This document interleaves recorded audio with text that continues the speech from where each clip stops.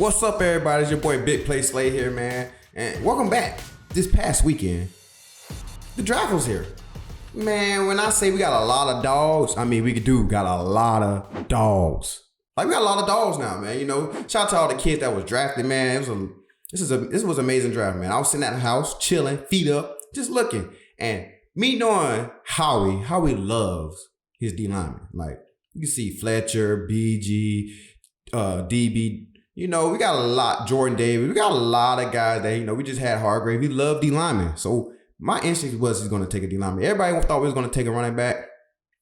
I already kind of figured that we was going to probably take a D lineman just because, you know, how we like to beef up. You know what I'm saying? He think the teams are really just ran by who control the line of scrimmage. And we always have a great D line. But, man, we got a guy that slipped. That arguably was the best player in the draft. And he falls to 9. Jalen Carter? You know what I'm saying? I watch film. You know, I am a Georgia kid. I'm from Georgia. Jalen Carter is a dog now. Like, he's a real dog. I'm talking about one of them. Yeah, he is a game changer, man. Well, now we got him and Jordan Davis together, man. Then we got his boy Smith. Like, we got some guys. Man, coming in, man. Definitely on that D-line. And as I said, I know one thing about Howie, man. He's going to beef up the D-line because he feel like games are won in the trenches. So, good thing for them kids, man. I'm excited to work with them. I'm looking forward to them. Hey, look, young boys. Slay don't like to cover too long. Come on, let's get to that quarterback. Let's get to the quarterback because the easier I make my job, the easier I can make y'all job. So we comprehend it together, man. So let's get it, man. I need a lot of sacks because a lot of sacks come with a lot of interceptions. So I'm going to do my job the best way I can to make sure y'all do get y'all sacks because I want y'all boys the ball. But y'all need to want me the ball too. I need to get some picks. Come on. Let's go, man. I'm ready to get to work. Can't wait to see y'all, boy. Can't wait to meet y'all, boys. And it's going to be fun, man, because it's going to be a great year. It's going to be a great year for us. Man, while I was just sitting back, just watching the draft, it just brought back memories, man. Just like 10 years ago when I was drafting, man. I had my son on stage, my mom, my godparents, you know, my grandma, you know, my agent, everybody, man. It was just great memories, man. Life changing. But let me give y'all the full experience of how the draft worked from a guy from a horse's mouth. So, man, my draft experience was pretty good. You know what I'm saying? I got invited to New York, but me knowing I only had probably maybe 3 to 4 teams that kind of wanted me in the first round. So it was up in the air. But I was really just going to, you know, get to experience because we all played Madden. Definitely back in that time when you get called onto the stage and you create your player and you get them drafted first round, you do a little combine stuff. So yeah, I don't know if I'm going to get too old. I might be a little too old, but that's how the Madden used to be. You know what I'm saying? You used to run your 40s and all that kind of stuff. So I wanted to experience that in real life instead of just on a video game. So I got to experiencing that. So, of course, you know, guys was drafting. You know, I remember every corner that was drafted before me. D. Milliner, DJ Hayden, Xavier Rose, Desmond Trufant. And then it was me, you know. So the main teams that was calling me a lot was the Atlanta Falcons, Minnesota, Tampa Bay, Eagles, and Detroit. Those are my top 5 teams that was kind of asking for me, you know, trying to get me on the board. Because I was a guy that was, they call it a raw guy. You know what I'm saying? My film speak very loud. I led the SEC in picks. Had one of the best combine performances. Was the fastest DB at the combine. So I matched up in every way, you know, statistically and on film. So, you know what I'm saying? I'm not a big, you know, statistics guy just a combine guy. But my combine numbers was great and my film was great. So I thought I was probably one of the best guys coming out, you know. So with that being said, I went the 5th corner off the board. You know, I had slipped to the 2nd round to Detroit.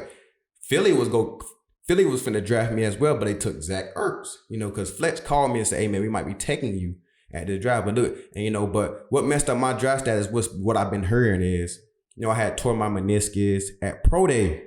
And, you know what I'm saying? And that's not that big of a deal if you know you play football. I done tore my meniscus in the season before and came back the following week. So it was already a big deal. So I just think, you know, but the knock on me was just because I only really played 1 year SEC ball.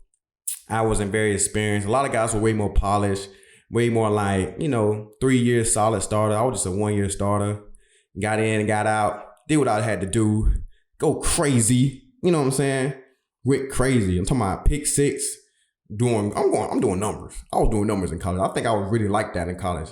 But I only had 1 year, which was cool, but I had some fun. But this draft experience was just wild, man. It was just crazy. And being in that green room, man, really like, it's really like heartbreaking. You know what I'm saying? So I saw the kid this past week, the quarterback from Kentucky, man. I saw him and, he was like, he's a guy that, thought he was going first round. I thought so too as well. And, I ain't trying to call him out or nothing, but, he didn't attend the second day. And I kind of, I ain't gonna sit here and say I don't like that, but that's a life-changing experience, man, to go walk across that stage and, seeing guys come out there and just, cheering your name on. You walking across, get to shake the commissioner hand. Because I stayed the second day, me and Geno Smith, the quarterback of Seattle, just got paid a big, big bag. Congratulate to my dog. He well deserved that, man. Me and him was the only two in the green room the second day, man. Me and him both slipped to the second round and was like, they asked us, do we want to leave? I said, nah, I'm going to stay. And Geno stayed with me. So we was in there just chopping up in the green room because that green room was dangerous. That probably was the most scariest rooms in there. When you seeing everybody's name get called and you just not getting, and you just not moving. At one point in time, it was just me, Geno, and Eddie Lacy in there just sitting. And, just sitting right there. And I'm like, dang, everybody name getting called up. I knew I wasn't going first round after Atlanta and Minnesota had took Dead Some Truth on and Xavier Rhodes. So I'm like, dang, that was my chance. So I was kind of just chilling. My mom and everybody was kind of checking on me to see if I felt kind of sad or something like that. I did a little bit, but then again, I thought about it like, man, I'm still here. I have a life-changing moment. And thankfully, I ain't had to sit that long. I was the 36th pick to the Detroit Lions.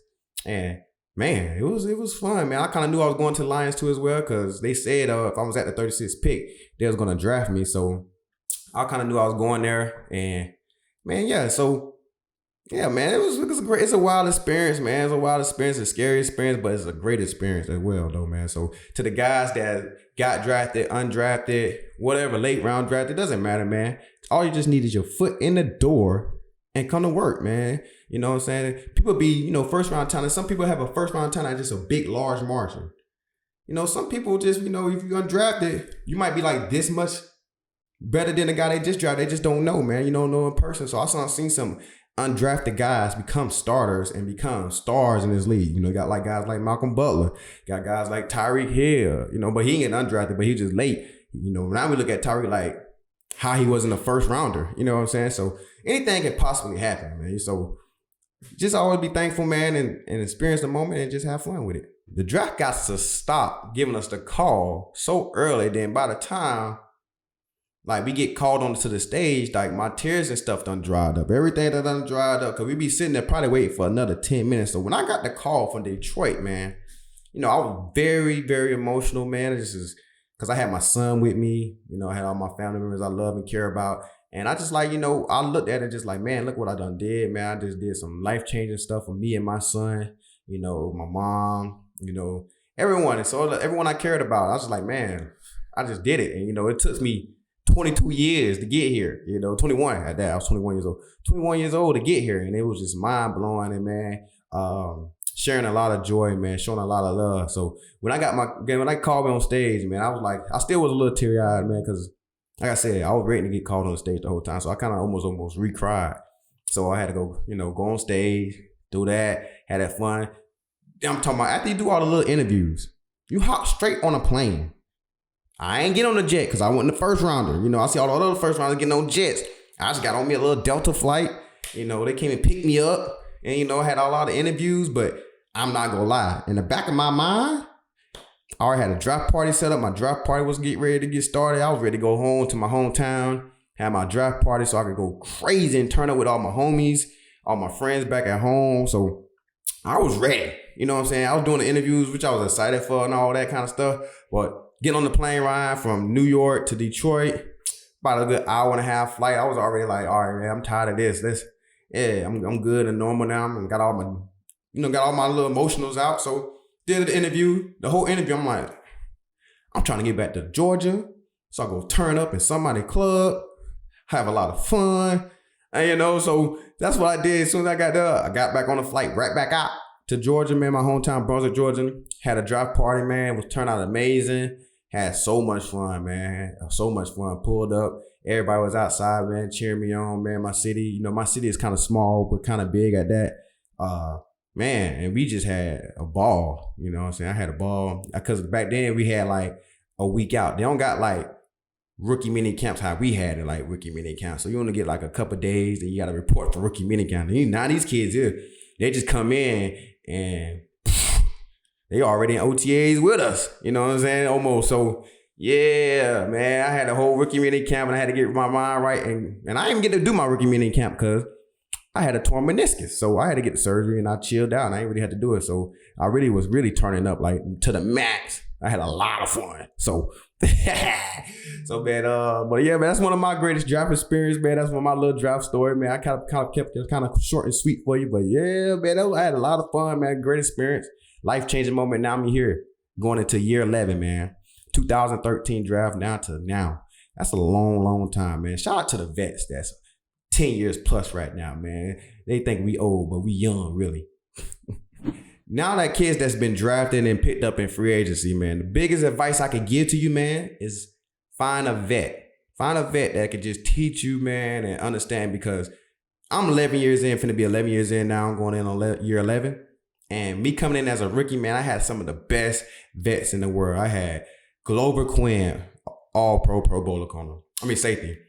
I had Rasheem Mathis, all-pro cornerback, Pro Bowler. Got Chris Houston. Had Lou Delmis, had Dig and Hedabo.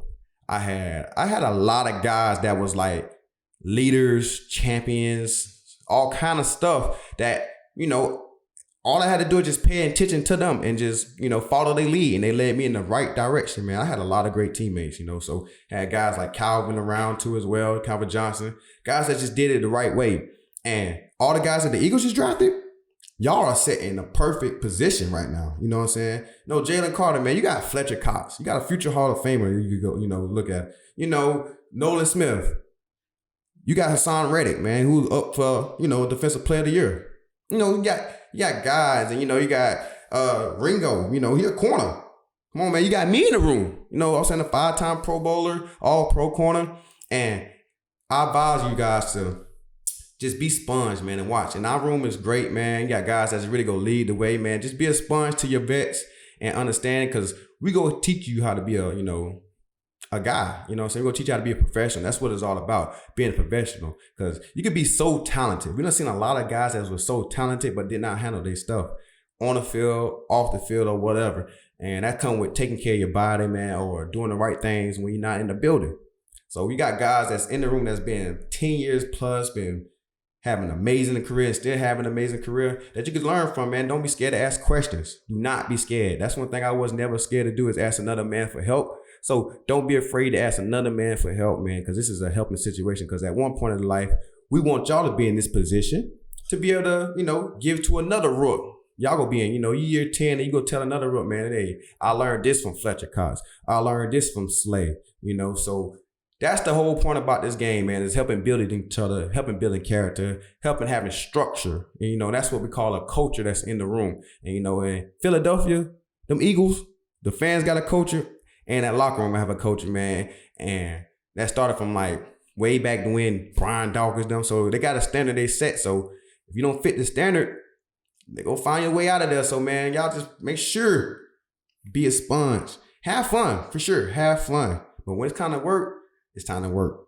And one more bit of advice right here, man. This is what y'all need to know. This is what I didn't know, but this is what y'all need to know.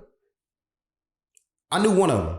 I saved my money, but I was thinking I was saying it for me. You got to save your money for some vets, because them vets be hungry on the plane and that rookie dinner. So we need that. So, hey, it's not going to cost y'all a lot, but your boy do love his Popeyes on the plane before it's time to go. So, rooks, save your money and put some money aside for your vets to make sure they eating good, man. Take care of your boys. I'm talking about the 5-piece spicy chicken tenders with extra biscuit and 2 apple pies on deck. And if I feel like a good milkshake, you finna go to Chick-fil-A and get me a milkshake, Oreo. Man, and another big move that was made, man. Y'all, very big move. I like the move. You know what I'm saying? Because I came from that same destination. I ended up in this same spot. So that trade was, come on, DeAndre Swift. That was crazy. That was crazy. You know what I'm saying? I know the talk around the league was, hey, are we trading for Derrick Henry? Are we going to draft the kid from Texas at 10? So I know a running back was needed, as they were saying, but you just know how it was coming. You just know where it was coming from. Now, when I heard about Swift getting on the trade block, I kind of like, we might snatch him up. You know what I'm saying? We might. And, you know, he's from, you know, PA. He's from here. So he in his hometown right now. So we got two guys that's from their hometown that's really get to play in front of their family. You know, we got Hassan Reddick and we got him now. So that is big. And, you know, so when that trade come, I said, ooh, he in the same situation I was. In Detroit, get traded. You know, how he make big moves at big times. He always do it. You'll never know what Howard got up on his sleeves. He's very good at what he do, man. You know what? Hall of Famer for sure at a GM position, man. He's the best GM in the league right now, man. He really doing big things. And that trade was big, man, because Swift is very good, man. He, you know, got the same type of body type as Miles Sanders. Guy can get out the backfield. Miles can do that as well, man. Shout out to Miles with his great contract, man, in Carolina. Go crazy as long as you just don't play against us. Don't do it against us. But, you know, we played him week 1.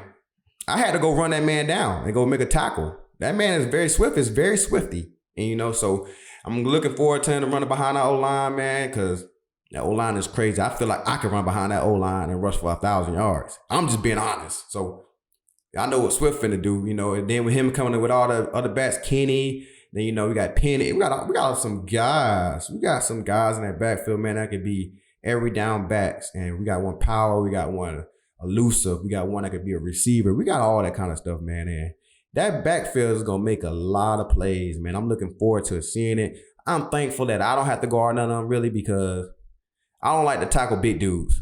And he a big dude. Both of them, all of them big dudes. So, except for Boston. You know, Boston not big, but he look big. You know what I'm saying? But Boston really low-key swole. Not going to lie, y'all. He pretty swole. And he run folks over. But, man, it's going to be exciting in that backfield, man. I'm ready to look forward to it, man. And Hurts got a lot of weapons. And he gonna make a lot of plays for us, man. Shout out to my boy Swift, man. Welcome to the team. Let's go ahead, man. Let's go. Let's get it going, man. Let's get going, man. Y'all don't feel that? Let's get going, man. How are you doing your thing? Man, I appreciate everyone coming in, man. I'm just excited, man. We got a lot of things going, man. We got a bright future for this team, man. The draft was amazing, you know, so I'm just feeling good right now, man. I know we look good on paper, like everybody said last year. We look good again on paper, man. So we just gotta put everything to work, man. Just put out here, get the work in, go hard, grind each and every day. But man, I'm excited for this year coming up, man. But I thank y'all for coming and joining in, man. We also having some great guests, man, all off season, man. And right now we finna take with Smitty as we speak, man, aka Skinny Bat, man. So make sure y'all be on the lookout for your boy Big Play Slay, man, in coming days.